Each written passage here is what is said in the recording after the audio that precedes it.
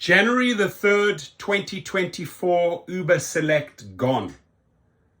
Here's the problem I have with that. If drivers try out this platform, and this usually happens, right? This pattern usually happens. And they see, okay, I'm making money here. This works in my city in LA, for example. And I know several drivers that were very, very busy on Uber Select. And then suddenly they say, oh, you know what? The Select product is a little bit too similar to the other ride options and we're getting rid of it. What the companies don't realize that when they're introducing a platform, a category, right? We're not an experiment. We're not guinea pigs, right? We actually go and invest money.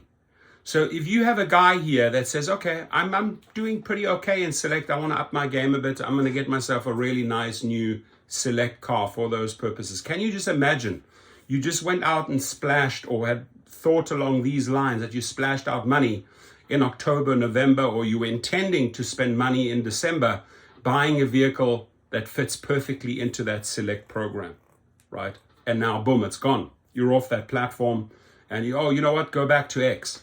They did the same thing with Lyft Lux, right? A lot of people made investments into vehicles on Lyft Lux and now have to change gears, right? Have to really rethink things, are not making the same money, or maybe jumping from Lyft to Uber, or because Select is now gone, maybe Uber is going to lose specific drivers back to Lyft. So I don't think that anything is thought through at Uber or Lyft. It's always done ass backwards, right?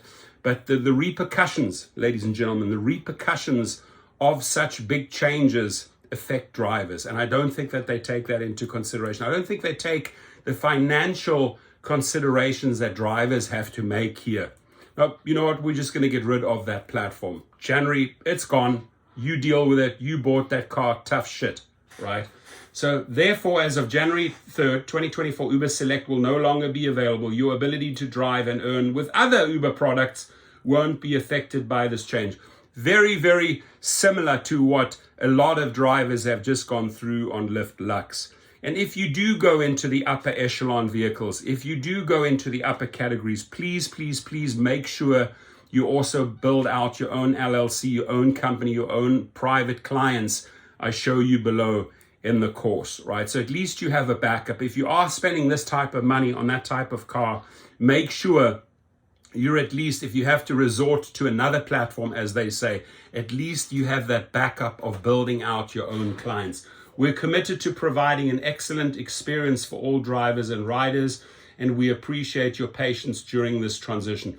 This here is more should be, we're committed to providing an excellent experience for all riders because of this decision. I don't know why they even try to include us in this conversation when they're actually taking something away.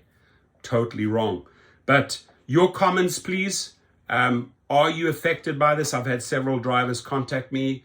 I've had numerous drivers contact me right after Lyft Lux was killed off, and now they're killing off Uber Select, right? I mean, it's frustrating.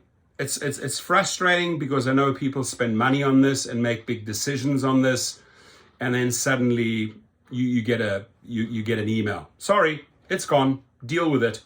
Your comments, please.